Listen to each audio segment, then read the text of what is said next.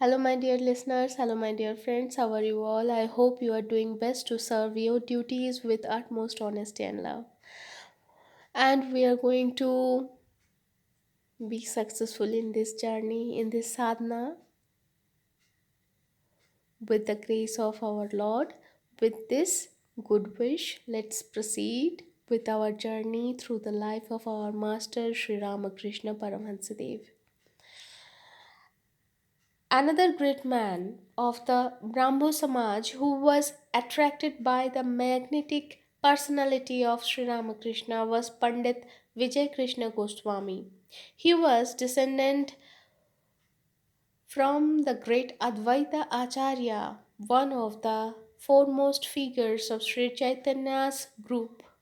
Brought up in orthodox surroundings, Vijay early developed a passion for truth and the spiritual life. Like many other truth seekers of his day, he came in contact with Maharshi Devendranath Thakur and more particularly with Keshab Chandra Sen, by whom he was profoundly influenced. For the sake of truth, he cut himself off from his relatives and the insignia and privileges of a Brahmin to become a staunch supporter of Keshav and his Brahmo Samaj. But after the Kuchbihar marriage, he seceded from Keshav.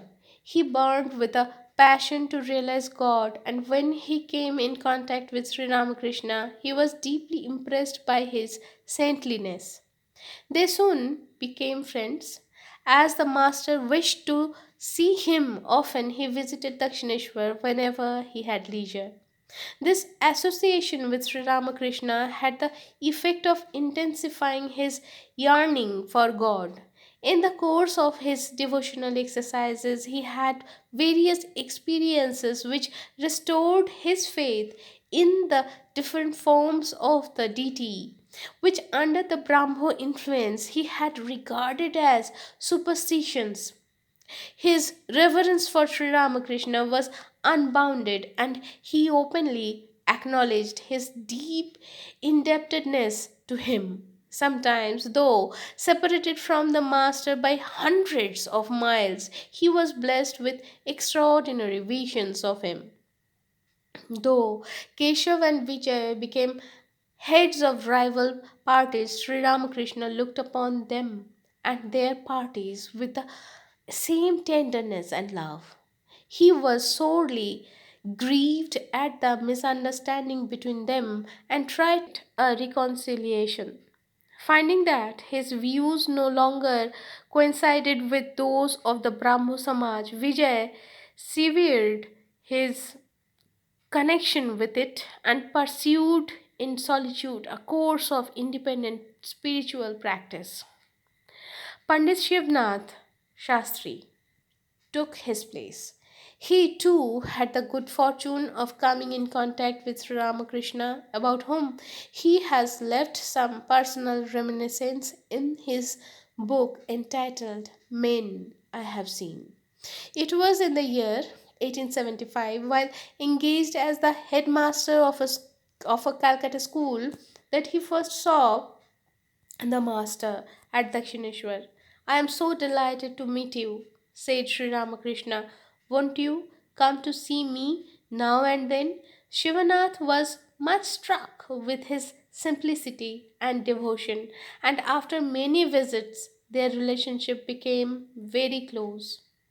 Shivanath was amazed to find that the master had translated into action his great injunction as to the avoidance of lust and wealth.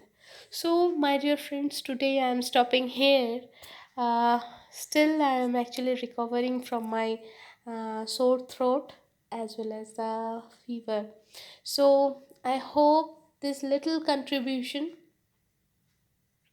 uh, uh, will somehow can not my contribution, actually the man, the master whose life we are actually reading, we are going through, will bring us the peace in our heart, in our mind, and I wish that it will make us more focused towards our ultimate goal to